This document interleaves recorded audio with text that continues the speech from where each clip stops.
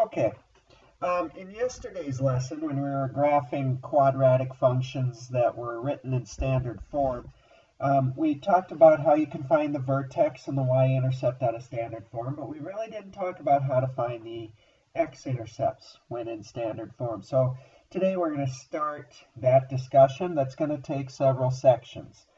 To review the first method on how to find those x-intercepts, or to talk about it, we're going to review the FOIL method that we use to multiply two binomials together that you did in Algebra 1. You may have done some of this in Algebra 2 also. So I'm going to just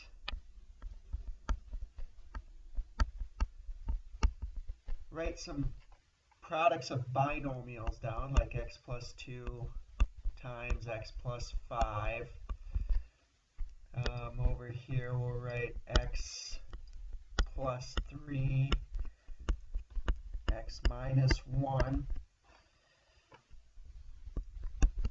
x plus 2 times x minus 7, and x minus 5 times x minus 8.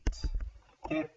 So those are some that we're just going to take a look at, and I'll get rid of this stray mark here. And to review the FOIL method, and what the FOIL method basically is FOIL, F-O-I-L, stands for multiplying the firsts, then the outsides, insides, and then the lasts.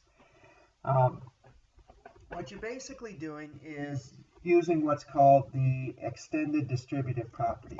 What you're basically doing is taking each term in the first binomial and multiplying it by the entire second binomial. So what you're basically doing is you're taking x times x plus 5, and then you're taking the 2 times x plus 5. And so you're taking each term in the first, the x and the 2, and multiplying it by the entire second. I have another stray mark here. Still trying to get used to this pen and this touch screen. Now what happens next is we do the distributive property. So we've got x times x, which is x squared, x times 5 plus 5x. Then we do the same thing with the 2, plus 2x plus 10. So that's what we have. And at the end we have a couple of like terms we can combine, the 5x and the 2x. So we end up with x squared plus 7x plus 10. What we're going to start doing today is we're going to take quadratic trinomials like this and work backwards and write them as a product of two binomials. And this method is what we call factoring these quadratic trinomials. So just so we can kind of see a pattern here, we're going to do the same thing to the second set. We're going to take each term in the first, multiply it by the entire second. So that's x minus 1. And then we're going to do the same thing with the 3. Multiply it by the entire second binomial. And then we, once again, distribute the x to get x squared minus x. And then distribute the 3 to get 3x minus 3. And at the end, we combine our like terms, negative x and 3x, to get x squared plus 2x minus 3. And again, what we're basically doing today in our example, or in our assignment, we're working backwards. We're going from the trinomial back to the product of two binomials. So now the third set, doing the same thing, we take each term in the first, multiplying it by the entire second. That's what the FOIL method is basically doing. So when we distribute the x, we get x squared minus 7x. Distributing the 2, we get 2x minus 14. And we have two like terms that we can combine. Negative 7x plus 2x is negative 5x. And then minus 14. So,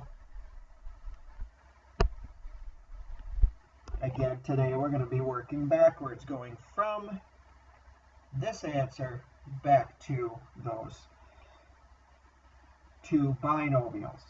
And last, we've got x minus 5 times x minus 8, so we're going to multiply the x times the entire second, and also negative 5 times the entire second. So when we distribute the x, we get x squared minus 8x, and when we distribute the negative 5, we get negative 5x plus 40. Negative 5 times the negative 8 is positive 40, and we have two like terms, so we end up with x squared minus 13x plus 40. Okay, so like I said before, today's assignment, you're basically going to be working backwards. Okay, so we want to look for a pattern here. We want to see if there is any relationship between this last trinomial and these two here.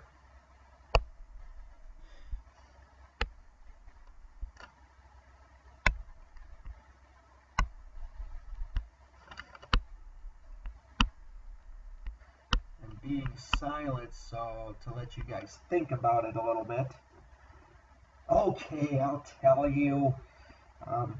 If you notice here, this last term, the constant, 10, negative 3, 40, negative 14.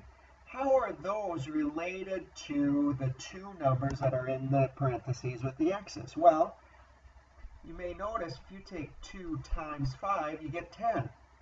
If you take 3 times negative 1, you get negative 3. Negative 5 times negative 8 is positive 40. 2 times negative 7 is negative 14. Now, how does this middle number relate to those two numbers? Well, 2 plus 5 is 7. 3 plus negative 1 is 2. Negative 5 plus negative 8 is negative 13. And 2 plus negative 7 is negative 5. So these two numbers in the parentheses, their product is the constant that we ended up with, and their sum is that b value. Now you'll notice that in these problems, the a value is always 1, and these are the only ones that we're going to factor today. Tomorrow we'll look at those that factor other, or that have an a value other than 1. But today they're all going to have an a value other than 1, or a value of 1, excuse me. And so we're just going to work backwards today. So that was a quick review of the FOIL method. In the next video, we will look at factoring these quadratic trinomials.